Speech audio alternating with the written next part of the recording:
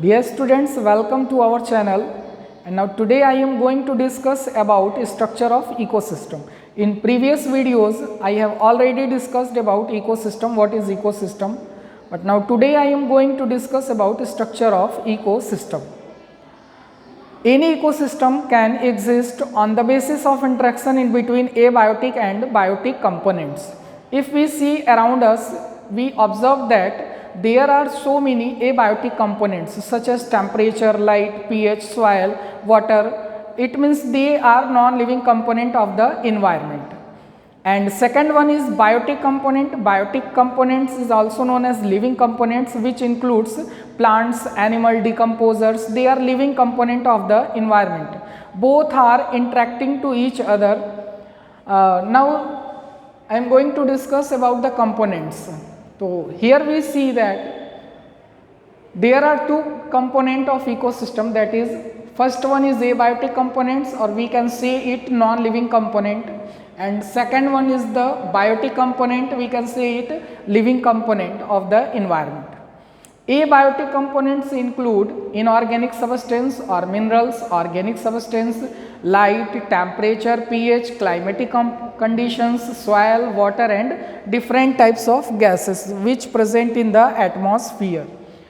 Now we can see here second one is biotic component or living component, which differentiated into three parts, that is autotrophs. Autotrophs they are organisms which can manufacture their own food material, which includes green plants or photosynthetic bacteria. You know very well about photosynthesis. Green plants are autotrophs because they manufacture their own food material in presence of light by the process of photosynthesis. Now here the example are more important because it mainly includes green plants. Green plants, why? Because they contain pigments which have capacity to absorb the light energy, and some photosynthetic bacteria also included because they have pigment to absorb the light energy.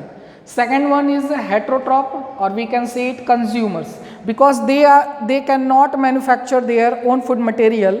They depend on the producer because they cannot manufacture.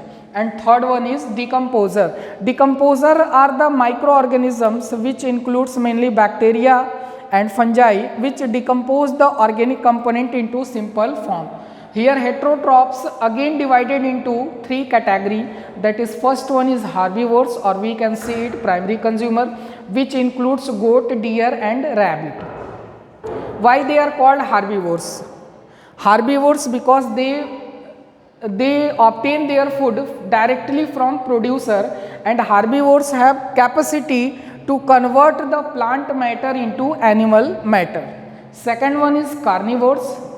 Carnivores is also known as secondary consumer because they obtain their food from primary consumer.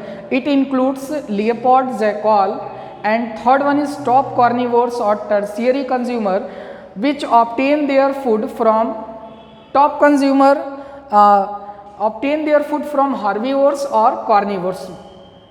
Example is lion and tiger. Now these are the structure of component. The structure of component may be changed from place to place. If we see in the grassland ecosystem, then there is not trees, there is a grasses.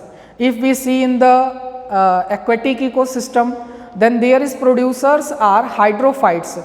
So we can say that the component of ecosystem change according to place and environment to environment. In next video we discuss about types of ecosystem which exist on the environment on the earth. Thank you.